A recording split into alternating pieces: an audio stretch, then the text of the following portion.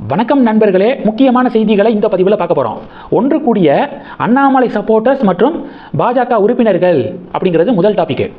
பிஜேபியில் இருந்து தான் அண்ணாமலை வெளியில் வந்துட்டாரு. பிஜேபியில் இருக்கிறவங்கலாம் அண்ணாமலை இயக்கத்தில் சேர்ந்துக்கு இருக்காங்களே, இந்த சூழலில் இப்படி டைட்டில் வச்சிருக்க அப்படின்னு சில பேருக்கு ஒரு டவுட் வரும். அது ஒன்றும் இல்லைங்க, இந்த பாரிசாலன் அப்படிங்கிற ஒரு கேரக்டர் இருக்கார்ல, அவர் தொடர்ந்து ஹிந்து மதத்துக்கு எதிரான கருத்துக்களை பரப்பிக்கு இருக்காரு.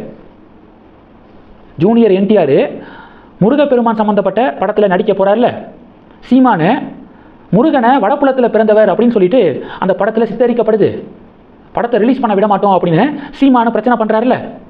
இது சம்பந்தமாக பாரிசாலன் ஒரு யூடியூப் சேனலுக்கு நேர்காணல் கொடுத்துருக்காரு. அந்த நேர்காணலில் பாரிசாலன் சீமான் சொல்கிறதுல என்ன தப்பு இருக்குது, முருகன் என்ன வடபுலத்திலேயா பிறந்தாரு அப்படின்னு சொல்லி கேள்வி கேட்டிருக்காரு.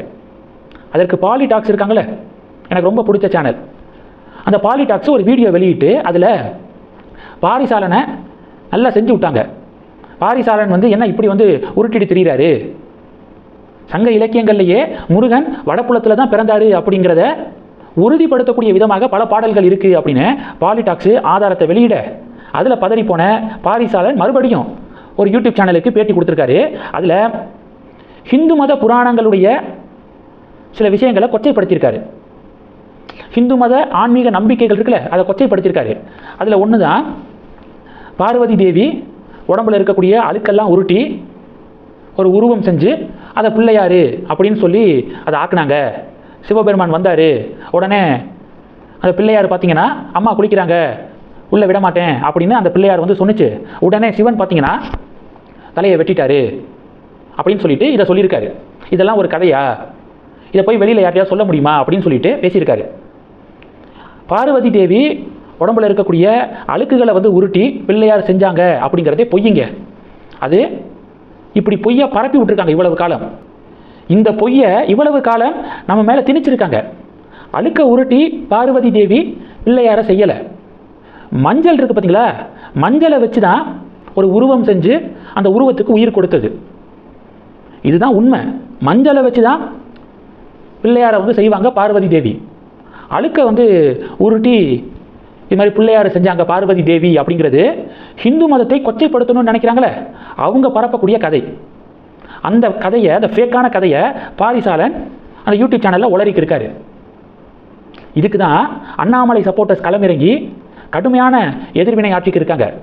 அண்ணாமலை சப்போர்ட்டர்ஸோட பாஜகவுடைய ஹார்ட்கோர் உறுப்பினர்கள் இருக்காங்களே, அவங்களும் கைகோர்த்து நமக்குள்ள சண்டை சச்சரவு இருக்கலாம், ஆனால் ஹிந்து மதத்துக்கு ஒரு பிரச்சனை அப்படின்னா நம்ம கைகோர்த்து போட்டு புழக்கணும், துவம்சம் பண்ணணும் அப்படின்னு சொல்லிட்டு பாரிசாலனை கிளின்னு கிழிச்சிக்கிருக்காங்க சோசியல் மீடியாவில்.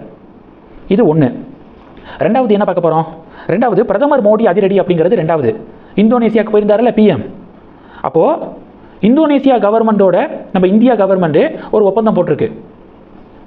இந்தோனேசியாவில் இருக்கக்கூடிய உலக புகழ்பெற்ற ஒரு கோவில், பிரம்பனன் கோவில் இருக்குல்ல, 9வது நூற்றாண்டில் கட்டப்பட்டது.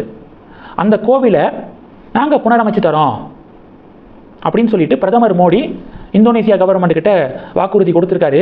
2029க்குள்ள அனைத்து புனரமைப்பு வேலைகளும் கம்ப்ளீட் ஆகும்.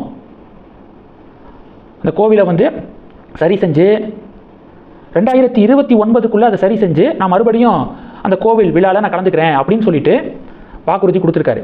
சூப்பரில், இந்தியன் கவர்மெண்ட்டு இந்தோனேசியாவில் இருக்கக்கூடிய மிகவும் புகழ்பெற்ற 9வது நூற்றாண்டில் கட்டப்பட்ட, இப்போ ரொம்ப சேதமடைஞ்சிருக்கு அந்த டெம்பிள், அதை ரெனோவேட் பண்ண போகிறாங்க இந்தியன் கவர்மெண்ட்.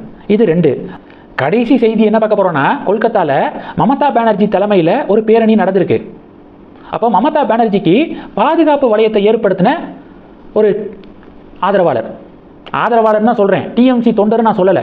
ஏன்னா டிஎம்சி இப்போ யாருடைய கண்ட்ரோலில் இருக்குது அப்படிங்கிறதே கேள்விக்குறியாக இருக்குது. அதிருப்தி எம்எல்ஏக்கள்லாம் ஒன்று கூடி நாங்கள் தான் டிஎம்சின்னு சொல்கிறாங்க. மமதா பானர்ஜி இல்லை என் தலைமையிலான கட்சி தான் டிஎம்சி அப்படின்னு சொல்கிறாங்க. தேர்தல் கமிஷன் முடிவெடுக்கட்டும். ஆனால் கொல்கத்தாவில் இருக்கக்கூடிய டிஎம்சியுடைய தலைமையகம் இப்போ மமதா பானர்ஜி கண்ட்ரோலில் இல்லை, அதிருப்தி எம்எல்ஏக்களுடைய கண்ட்ரோலில் தான் இருக்குது. தலைமையகத்துக்கு பூட்டு போட்டுட்டு அவங்க எலெக்ஷன் கமிஷனில் நாங்கள் தான் டிஎம்சி அப்படின்னு மனு கொடுத்துருக்காங்க. இந்த சூழலில் தான் மமதா பானர்ஜி தலைமையில் கொல்கத்தாவில் ஒரு பேரணி, மமதாவுக்கு பாதுகாப்பு வளையத்தை ஏற்படுத்த ஒரு ஆதரவாளர் முயற்சி பண்ணியிருக்காரு. எல்லாம் தள்ளிப்போங்க மேடம் வராங்க அப்படின்னு சொல்லிட்டு இப்படி பண்ணியிருக்காரு. மமதா பானர்ஜி என்ன பண்ணியிருக்காங்க, அவரை பலாரன்னு ஒரு அறை அரைஞ்சிருக்காங்க. இந்த வீடியோ செம்ம ட்ரெண்டிங்காக ஷேர் ஆகுது. கமெண்ட் செக்ஷனில் மமதா பானர்ஜியே ரொம்ப டிப்ரெஷனில் இருக்காங்க, கட்சி நம்ம கையை விட்டு போக போதே.